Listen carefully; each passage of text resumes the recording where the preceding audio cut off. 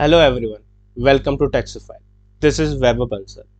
आज हम डिस्कस करने वाले हैं कि कौन से वो ट्रांजैक्शंस हैं जिस पर इनकम टैक्स एक्ट ने मना कर दिया है कि आप उस पर 2 लाख से ज़्यादा भी कैश ले सकते हैं, 2 लाख तक का भी कैश ले सकते हैं, आपके ऊपर इनकम टैक्स का नोटिस नहीं आएगा। इनकम टैक्स वालों ने आपको एक क्लीन चिट दे दी है कि आप 2 लाख तक कैश ले सकते हैं।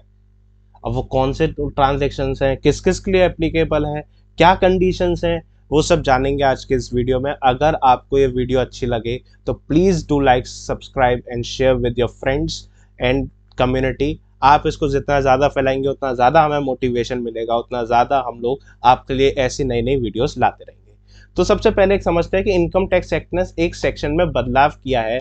वो सेक्शन है 269ST। एक्चुअली ये बदलाव नहीं है, इसी में क्लैरिफिकेशन ऐड की गई है। तो सबसे पहले मैं ये समझ लेता हूँ कि 269ST क्या है। तो देखिए, मैं आपके लिए एक सेक्शन लेकर आया हूँ, सेक्शन नंबर 269ST। मैं इसमें समझने की कोशिश करते हैं 269ST है क्या है। एक्चुअली वो आपको मना करता है कि no person shall receive an amount of 2 lakh rupees और मोर, यानी कि आप 2 लाख से 2 लाख या 2 लाख से ज्यादा आप नहीं ले सकते हो। कोई भी पर्सन 2 लाख या 2 लाख से ज्यादा नहीं ले सकता कैश। 1,99,999 तक चलेगा, पर 2 लाख भी नहीं ले सकते। कौन पर्सन, कैसी कंडीशन है? आप in aggregate from a person in a day, एक पर्सन से एक ही दिन में टोटल 2 लाख रुपए नहीं ले सकते। दूसरी कंडीशन क्या है? आप एक ही ट्रांजेक्शन पे, यानी कि एक ही बिल अमाउंट के ऊपर आप 2 लाख रुपए से ज्यादा कैश नहीं ले सकते। एक ही जो ट्रांजेक्शन की हो, मैं उस पर 2 लाख से ज्यादा का कैश अमाउंट नहीं ले सकता।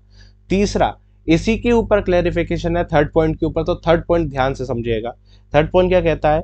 इन respect of transactions relating to one one event और ओकेजन फ्रॉम अ पर्सन, यानी कि समझ लीजिए, मैंने आपको कोई एक माल बेचा, मैंने आपको कोई एक प्रोडक्ट सेल किया। अब उस प्रोडक्ट की मैंने ईएमआई बनवा ली। अब ट्रांजैक्शन तो एक ही था, इवेंट तो एक ही था। अब मुझे रिस्पेक्टिव उस ट्रांजैक्शन के बेसिस पर मुझे अलग अलग समय पर कैश मिल रहा है, कैश मिल रहा है। तो वो टोटल कैश भी 2 लाख से ज्यादा नहीं मिलना चाहिए एक साल में। अगली साल हो जाए तो बात अलग है, मैंने कुछ कैश मार्च तक दे दिया, कुछ अगली साल तक दे रहा हूँ, पर एक प्रीवियस ईयर में आप 2 लाख या उससे ज्यादा का कैश नहीं दे सकते हो।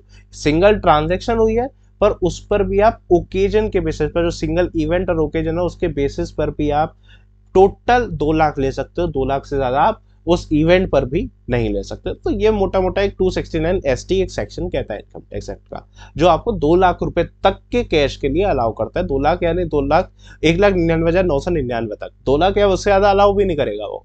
उसके बाद आपको नोटिस आ जाएगा, हाई वैल्यू ट्रांजेक्शन्स के आपके पास नोटिस आ जाएंगे। अब क्या है, इनकम टैक्स एक्ट ने क्या क्लैरिफाई किया, अब उसकी बात करते हैं। इनकम टैक्स एक्ट ने एक सर्कुलर, एक नोटिफिकेशन निकाला, डेटेड 30 दिसंबर 2022। हाल ही का है, 4 दिन पहले का ही है। 30 दिसंबर 2022 को गवर्नमेंट ने क्या कहा, इनकम टैक्स एक्ट ने क्या कहा, देखिए। उन्हें एक क्वेरी आई मिल्क प्रोड्यूसर्स की, जो कोऑपरेटिव सोसाइटीज होती है मिल्क प्रोड्यूसर्स की। वो ये कह रहे हैं कि हमने सपोज किसी डिस्ट्रीब्यूटर को, हमने गुड्स, हमने अपने मिल्क के प्रोडक्ट्स को सेल किया, हमने मिल्क सेल किया किसी डिस्ट्रीब्यूटर को, ठीक है। अब उस डिस्ट्रीब्यूटर ने हमें ऑनलाइन ही कैश दे रहा था, वो हमें बैंक के समय पर ही कैश दे रहा था। बट कुछ समय ऐसा हो गया कि उस दिन बैंक की हॉलीडे थी और उसने हमें कैश दे दिया, जो हमारा अमाउंट था उसने कैश दे दिया। तो क्या वो पूरा कैश एग्रीगेट होगा? आप कैसे करेंगे? तो देखिए, क्वेरी क्या थी। Reference has been received in respect to the milk producers cooperative as to whether under the provisions of section 269ST the receipt in cash in a day of bank holiday, bank holiday वाले दिन मिल रहा है या फिर closure of bank day मिल रहा है, with in the prescribe limit. Prescribe limit क्या थी? 2 लाख की।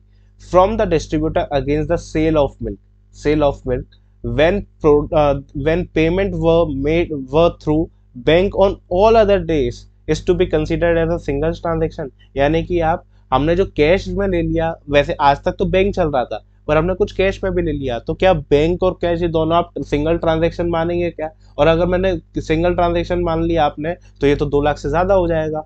तो उस पर कहा, या फिर आप सारा, whether all such receipt in cash in a previous year would be aggregated, या फिर आप बैंक और कैश इनको नहीं जोड़ोगे, आप सिर्फ और सिर्फ कैश को जोड़ोगे कि मैंने एग्रीगेट प्रीवियस ईयर में कैश कितना लिया है। In with respect to the distributor to treat it as a single event, one event और ओकेजन। तो सीबीडीटी ने इसको पैराग्राफ नंबर 3 में क्लैरिफाई किया और सीबीडीटी कहता है जो कोऑपरेटिव सोसाइटी वाले होते हैं ना, जो उनकी डीलरशिप और जो उनका डिस्ट्रीब्यूटरशिप होती है ना, मैं उसको एक इवेंट और ओकेजन मानता ही नहीं हूँ।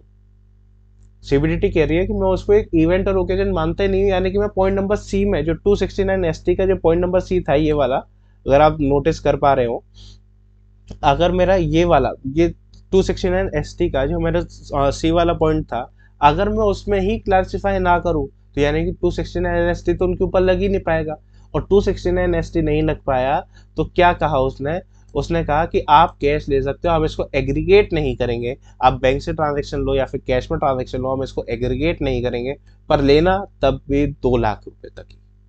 2 लाख से ज्यादा अब भी मना किया है कि कैश में आप 2 लाख तक ही लेना, पर हम इसको पॉइंट नंबर सी में कवर नहीं कर रहे। तो क्लैरिफिकेशन है, देखिए क्या है, with respect to the reference to paragraph 2, यानी कि जो ऊपर हमने बताया ये क्वेरी आई थी, ये क्लैरिफाई किया गया है, ये कुछ अमेंडमेंट नहीं है, ये सिर्फ एक क्लैरिफिकेशन दिया गया है कि जो कोऑपरेटिव सोसाइटीज हैं, डीलरशिप है और डिस्ट्रीब्यूटर है, कॉन्ट्रैक्ट्स है, में itself not constitute an event or occasion for the purpose of clause C और 269 ST।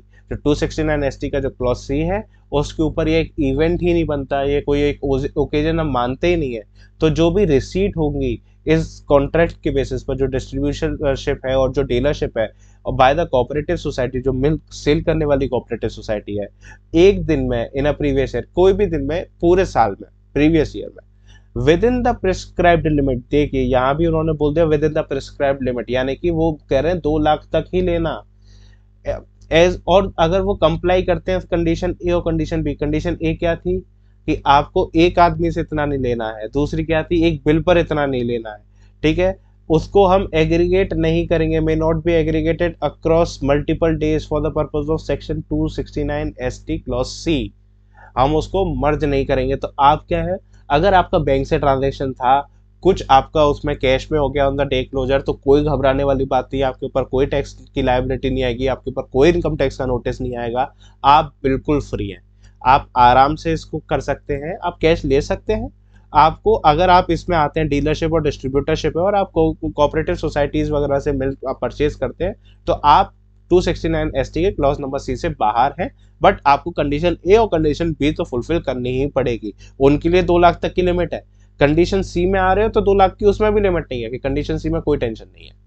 ओके, तो दिस इज ऑल जो आपको क्लैरिफाई करना था मुझे। इसमें आप ध्यान रखिएगा कोऑपरेटिव सोसाइटीज के लिए ही है और डिस्ट्रीब्यूटर और उनके लिए ही है, कोई दूसरा नहीं आएगा इसमें। तो इसमें आप कोई दूसरा इसके बेनिफिट लेकर, इसके क्लैरिफिकेशन का बेनिफिट लेकर आप इनकम टैक्स रिटर्न मत भरिएगा, अदरवाइज आपको नोटिस आ सकते हैं, देन स्क्रूटनी तक केस जा जाए। तो this is all from my side, thank you so much for joining अस। आप हमारे को किसी भी चीज़ के लिए कांटेक्ट कर सकते हैं, हमारे नंबर्स आपकी स्क्रीन पर होंगे। अब आप कोई भी डाउट हो, आप हमें कमेंट बॉक्स में कर सकते हैं, हमें पिन कर सकते हैं, आप हमें इन नंबर्स पर मैसेज कर सकते हैं, आप हमें ईमेल कर सकते हैं। Will try to solve your queries as soon as possible. Thank you so much for joining us.